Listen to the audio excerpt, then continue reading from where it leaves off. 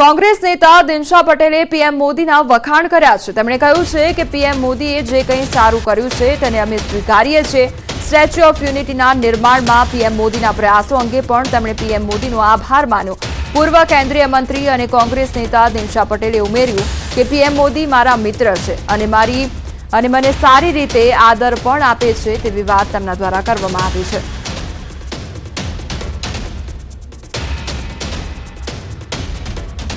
मोदी साहब ने किया जो कुछ अच्छा किया है उसको स्वीकार करते हैं कि अच्छा किया वो अच्छा ही है। मैं स्वीकार करता हूँ कि जितना उन लोगों ने आने के बाद वेटेज दिया इतना वेटेज कांग्रेस के समय में नहीं दिया। रिस्पेक्ट करते हैं, सलाम करते हैं, पाँव पर लगते हैं उसके कि भाई आपने बनाया स्टैच्यू ऑफ यूनिटी, हम प्रणाम करते हैं। हमारे दोस्त है, ऐसा नहीं है, हमारे दोस्त है, मेरे साथ अच्छा संबंध रखते हैं, अच्छी बात करते हैं, अच्छे लफ्ज में मुझे बुलाते हैं, रिस्पेक्ट देते हैं।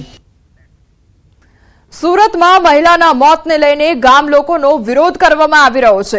લવેટ ગામમાં મહિલાનું મોત કરંટ લાગવાથી થયું હોવાનો આક્ષેપ કરવામાં આવ્યો છે। ગામ લોકો અને મૃતક મહિલાના પરિવારજનોનો આક્ષેપ છે કે ખેતરના ફેન્સિંગ તારમાંથી કરંટ લાગવાથી મોત થયું છે। અમે ખેતર માલિકને ફોન કર્યો પણ તેઓ હજી સુધી ફરક્યા પણ નથી। ખેતરના માલિક નહીં આવે ત્યાં સુધી અંતિમ સંસ્કાર નહીં કરવામાં આવે તેવી ચીમકી પણ ગ્રામ લોકો દ્વારા ઉચ્ચારવામાં આવી છે। કાલે મારા દાદીને કરંટ લાગવાથી અવસાન પામ્યા છે। અમે ખેતરવાળાને જાણ કરી છે કે તમારા તાર ફેન્સિંગથી કરંટ લાગ્યો છે અને તે મરણ પામ્યા છે, પણ તે ખેતરવાળા હજી સુધી અહીંયા હાજર થયો નથી ને હાલમાં જે એ ખેતીનું સંચાલન કરતા છે ચેતન પંડ્યા તે પણ અહીંયા હાજર નથી। અમારી માંગ છે કે જ્યાં સુધી તે લોકો નહીં આવે ત્યાં સુધી અમે અહીંયાથી લાશ ઉપાડવાના નથી। અમે આવ્યા એટલે 108માં અમને પીએમ માટે લઈ ગયા, સારવાર માટે લઈ ગયા। આ પછી મૂળ જાય ડૉક્ટર સાહેબે કર્યા, પછી માલિકને પણ અમે જાણ કરી છે સાહેબ। 11 વાગ્યા સુધી જાણ કરી, અમે આવીએ છીએ એવું કહે છે, અત્યાર સુધી આવ્યા નથી। માગણી હવે એમનું પરિવાર જે ઈચ્છે એક માલિક જોડે ચર્ચા થાય એ અમને મંજૂર છે।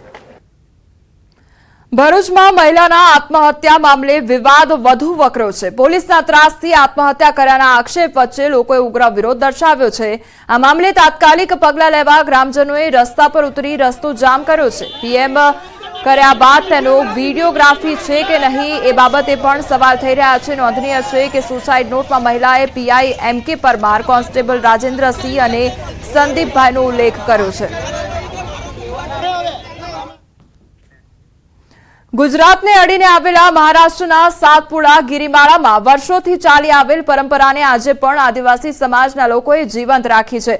દર વર્ષે પરંપરાગત રીતે અનોખી રીતે હોળી પર્વની હર્ષોલ્લાસથી ઉજવણી કરવામાં આવે છે। અહીં મુખ્યત્વે ધૂળેટીના દિવસે આખી રાત નાચગાન બાદ બીજા દિવસે વહેલી સવારે હોળી પ્રગટાવવામાં આવે છે। હોળી પ્રગટાવવાના સ્થળે 7 થી 8 ફૂટ જેટલો ઊંડો ખાડો કોઈપણ ઓજારના ઉપયોગ વિના શ્રદ્ધાળુઓ પોતાના હાથથી ખોદે છે અને માટી બહાર કાઢી હોળી સળગાવવા માટે ખાડો તૈયાર કરવામાં આવે છે। 80 કિલોમીટર દૂર જંગલમાંથી લાવવામાં આવેલા વાંસની પૂજા અર્ચના કર્યા બાદ વાંસની ખાડામાં ઊભો કરવામાં આવે છે, જ્યાં વહેલી સવારે હોળી પ્રગટાવ્યા બાદ સૌ છૂટા પડી ઘરે પરત ફરે છે। સાથે જ આદિવાસીઓની કુળદેવી યામોગી માતાનું વર્ષો જૂનું યામોગી માતાના મંદિરે શ્રદ્ધાળુઓ દર્શન કરી ધન્યતા અનુભવતા હોય છે।